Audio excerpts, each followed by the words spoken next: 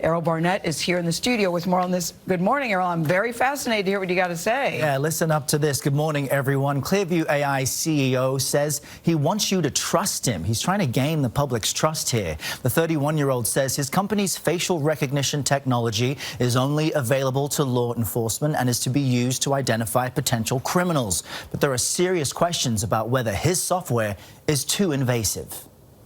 Right now we have, billions and billions of images from millions of different websites all across the open internet. This is what Clearview AI's database would look like to law enforcement, says founder Hoan Ton-That, if, for example, they were searching for me. I mean, I got to say, it's slightly unnerving seeing someone able to scroll through so many images of my face. But you have to remember that this is only used for investigations after the fact. This is not a 24/7 surveillance system. Ton-That says his artificial intelligence program can identify someone from an image in seconds.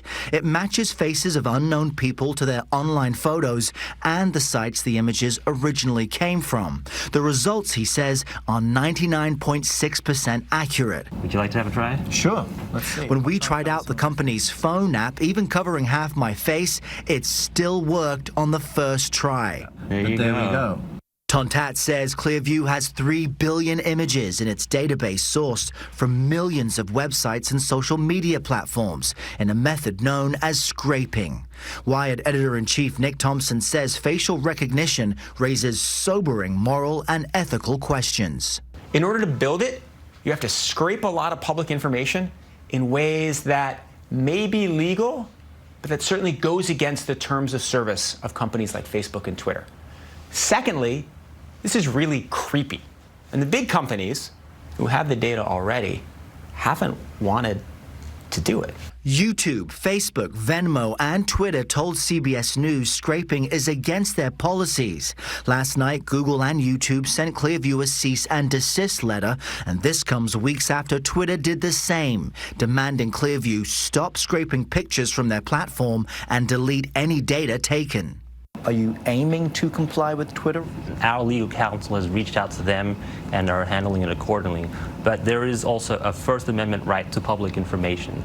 So the way we have built our system is to only take publicly available information and index it that way. And you believe you have a First Amendment right completely to access what's on the platform? Clearview says more than 600 law enforcement agencies across the country use this software, but wouldn't say how many are free trial subscriptions. New Jersey Attorney General Gabir Graywall recently ordered state law enforcement agencies to temporarily stop using this technology until they learn more. What are your concerns with this technology?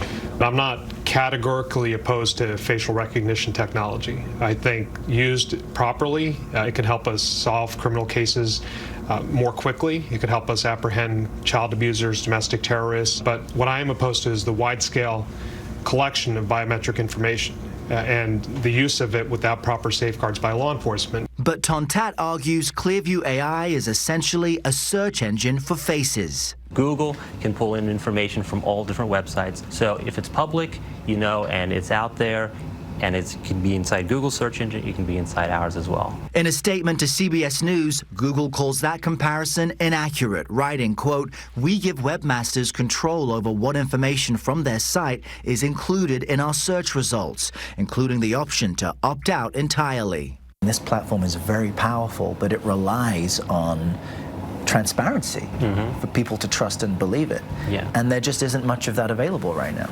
Well, that's why I'm here on TV explaining all these things, and that's why we meet with a lot of the people in government. Ton-That tells CBS News the technology won't be made available to the general public as long as he's running Clearview. But Thompson says it may not be so simple. So Clearview says, you may be worried about our technology, but it's just used by police departments to catch terrorists and keep you safe. But if we know anything from the history of technology and the history of Silicon Valley, it's that the initial intended use is not the only use.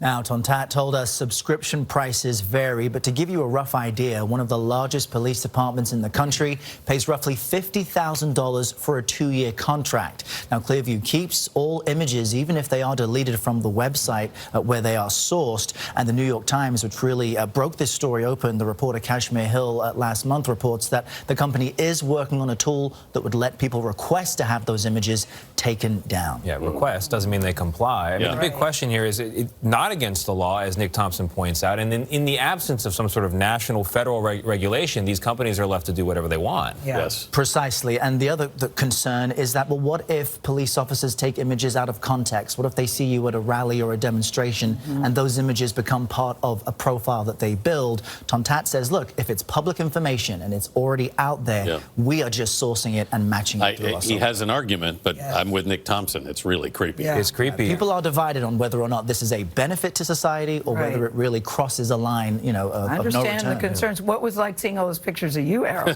Well, I mean, you know, even when you covered your mouth, they could pick that's what struck me at the power of this technology. Yeah. And for me, look, I've been a reporter my entire adult life. I expected to see some of those images, but some of them I had never seen before. My fraternity put me in some type of profile. I had never seen that. Someone put a doll next to a television I had never seen. And so it is powerful technology. Yeah, initial intentions are not end results. They can change. Thank you, Errol. Appreciate it. Good thing they didn't uncover anything. Well, they might. That's what I thought. Let's see the raw You hoping tape. to see something, Gail? No, Raw tape not will at be in all. the system somewhere. Let's go Not check at that all. out. Not at all. Not with Errol Barnett. All right.